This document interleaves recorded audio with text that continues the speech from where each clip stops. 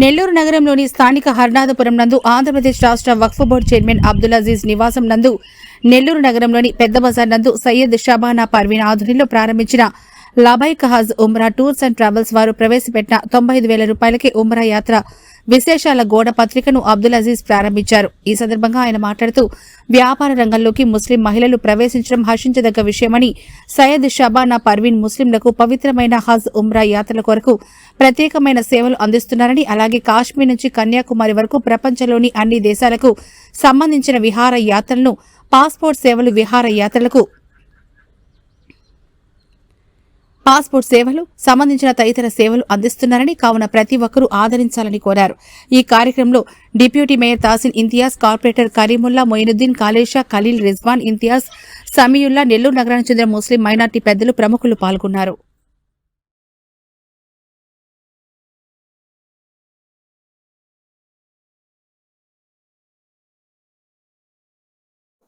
లబ్బైక్ tours and travellers వ్యవస్థాపకురాలు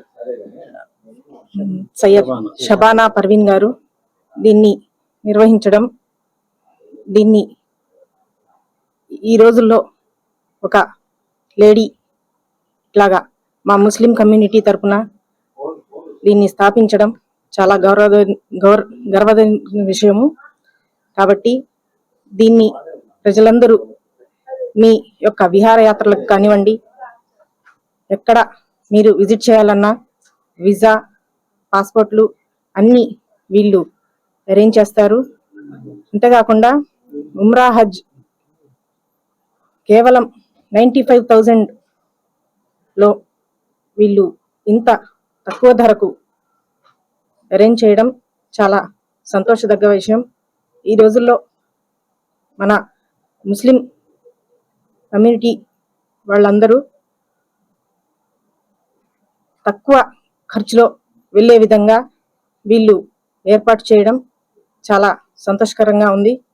కాబట్టి దీన్ని అందరూ వినియోగించుకుంటారని నేను తెలియజేసుకుంటున్నాను.